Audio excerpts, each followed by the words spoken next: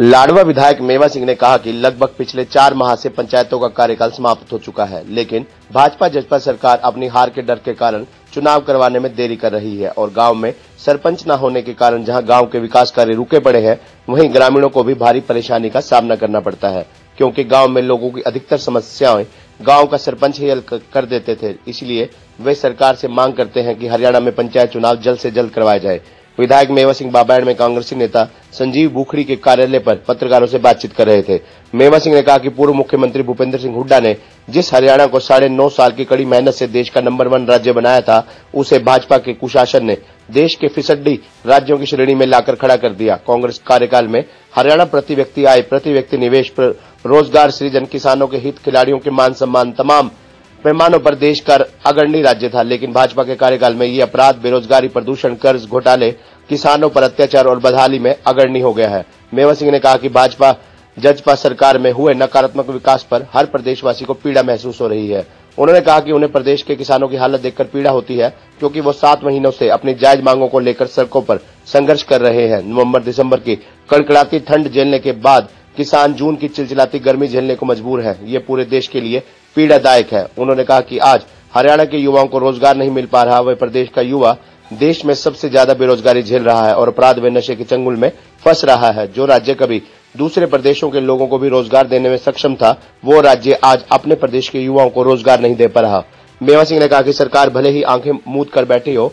उन्होंने कहा कि कोरोना महामारी के दौरान हॉस्पिटल बेड, ऑक्सीजन और दवाइयों के अभाव में मरते हुए लोगों को देखकर निश्चित ही पीड़ा महसूस हुई।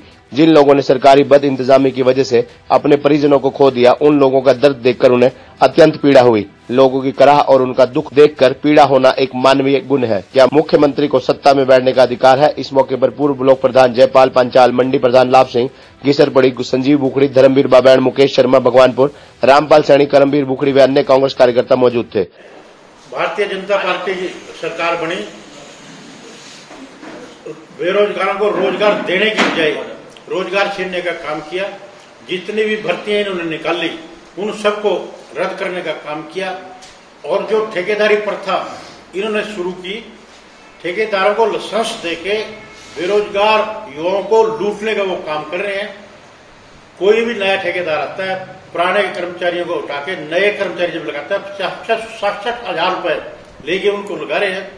पिछले दिनों 50 कर्मचारी कुरुक्षेत्र से हॉस्पिटल से इन्होंने निकाले। पिछले 1.5 महीने से सीएमओ ऑफिस के आगे वो धरना दिए बैठे हैं। तो बेरोजगारी तो ये हाल, आज हर घर में नौजवान बेरोजगार बैठा है और सरकार ने पिछले 6 साल में हरियाणा में बेरोजगारी बढ़ाने का काम किया। रोजगार देने की बजाय बेरोजगारी बढ़ाने का काम किया। पिछले 4 महीने से पंचायतें बंद की हुई हैं और गांव में बड़ी भारी दिक्कतें हैं। बहुत से गांव में जोर ओवरफ्लो के नालियों में, सड़कों पे, गलियों में पानी चढ़ रहा है। पंचायतें थी पहले उस पर इंजन रख के, मोटर रख के पानी निकलवा देती थी, लेकिन अब गांव में कोई भी विकास कार्य नहीं हो रहे। सारे विकास कार्य रुके पड़े हैं और 4 महीने से बड़ी भारी लोगों को समस्या रही है और इसी तरह अब नगर पालिका का भी भंग हो चुके हैं।